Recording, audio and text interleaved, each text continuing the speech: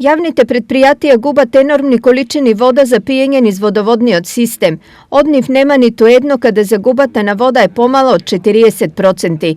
Така во Берово загубите на вода се 68, Штип 58, Делчево 45, Пробиштип 41%.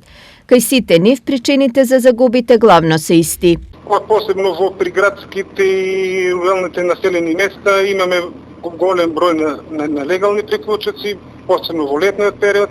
Исто така имаме загуби поради дотрајаност на водоснабдителните системи во некои населени места, чести дефекти. А исто така се должи и на процент на диви приклучување.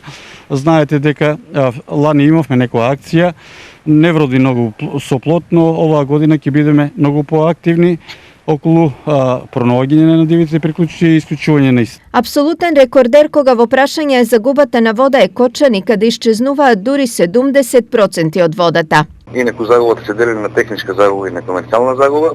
Од технички аспект, загубата е застареност на водоводна мрежа, зачестени дефеци, проблем со потечниот цевковод кој што го имаме. По делот на комерцијалната загуба или неприходована вода, овде се рачуна на повеќе моменти. Едно е што имаме од диви приклучоци, друго е што имаме од неисправност или неточност или застареност на самите пројава водомери кои што ги имаме во општина Кочани.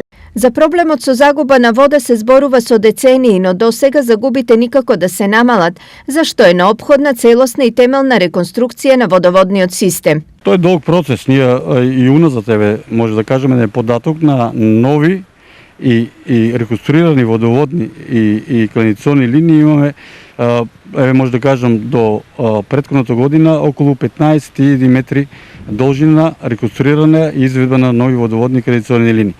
Веќе ќе пристапиме повеќе на реконструкции и тука ќе биде тај процент поголем на реконструирање, а таму се јавуваат загубите на водата. Точно така, скап процес, бидејќи веќе треба да се менува мрежа на постојна инфраструктура, каде што има население, каде што има направено асфалтирани улици и слично. Така да овде е малку попроблематично за работа. Сега имаме проект одобрени пари и финански средства од страна на државата, околу 52 милиона денари кои што се легнали на сметка на општина Кочани за реконструкција на главниот потисен цевковод. За разлика од кај нас, во Европа и светот прифатливото ниво на загуби на вода се движи помеѓу 20 и 25%. Се што е над тоа се смета за показател за неодговорно работење и причина за високи сметки.